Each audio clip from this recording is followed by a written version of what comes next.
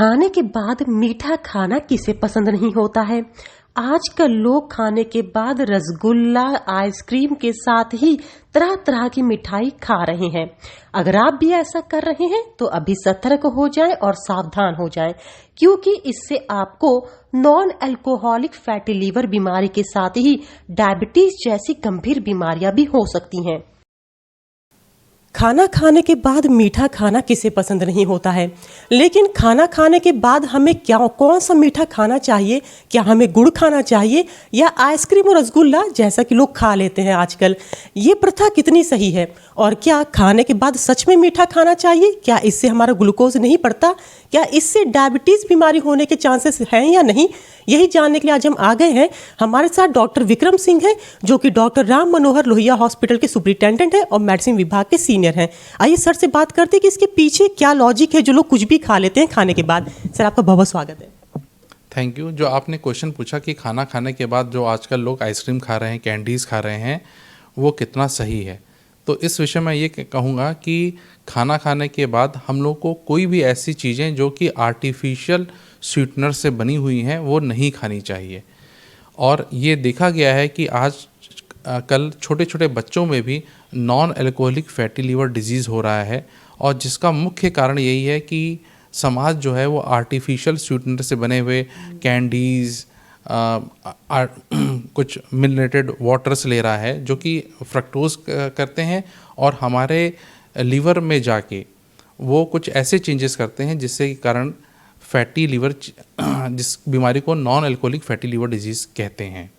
तो इसलिए मेरा ये एकदम स्पष्ट मत है, साइंस भी यही कहती है कि आर्टिफिशियल स्वीटनर्स को हमको अवॉइड करना चाहिए।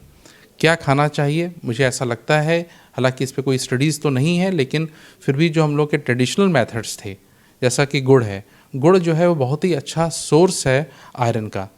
तो अगर किसी को बहुत ज़्यादा क्रेविंग है कोई स्वीट खाने की, तो उसको अपने ट्रेडिशनल मेथड लाइक गुड़ को यूज़ करना चाहिए, जिससे कि उसके स्वीट की क्रेविंग भी ख़त्म हो जाए और उसका आयरन प्रोफाइल भी इम्प्रूव हो। सर, खाने के बाद ऑलरेडी हमारे जो बॉडी में ग्लूकोज होता है वो बढ़ जाता है। उसके बाद जो लोग रसगुल्ला और मिठाई खा लेते हैं, तो क्या उससे डायबिटीज़ होने के चांसेस बढ़ जाते हैं?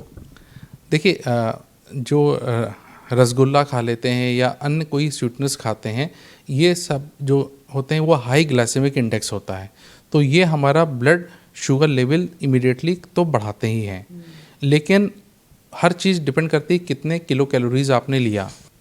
तो अगर जैसे एक रसगुल्ला होता है वो लगभग 75 किलो कैलोरीज़ का है, अगर हमारा एनर्जी का एक्सपेंडिचर वो नहीं है तो डेफिनेटली वो कहीं ना कहीं हमको इम्पेयर्ड ब्लड शुगर लेवल करेगा, और हमारी एज और अन्य फैक्टर्स को देखते हुए it may be one of the contributing factors for the diabetes.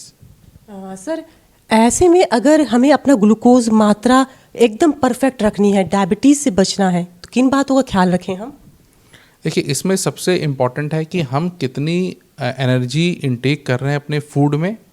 Generally energy intake जो है वो 1800 से 2100 किलो कैलोरी होती है, उतनी ही एनर्जी लें। इस एनर्जी का कंपोनेंट क्या है, उसमें कार्बोहाइड्रेट कितना है, ये इम्पॉर्टेंट है। और हम लोगों को अपना जो BMI है, बॉडी वेट, उसको कांस्टेंट रखना चाहिए।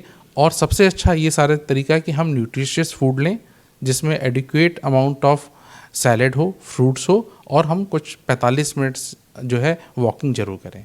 जी, बहुत बहुत धन्यवाद सर हमसे बात करने के लिए। कोई और भी सलाह जो आप देना चाहें जो मेरे सवालों में ना हो? सर, मैं यही कहना चाहूँगा कि जो भी आजकल हम लोग आर्टिफिशियल स्वीटनर्स और प्रिजर्वेटिव बेस्ड जो हम लोग स्वीट खाते हैं उनको अवॉइड करें। वो केवल डायबिटोजेनिक ही नहीं होते हैं, बल्कि वो हमारे लिवर में भी डिजीज़ करते हैं। बच्चों में और पॉपुलेशंस में नॉन अल्कोहलिक फैटी लीवर का प्रेवलेंस बहुत बढ़ गया है, और उसका मुख्य कारण यही है।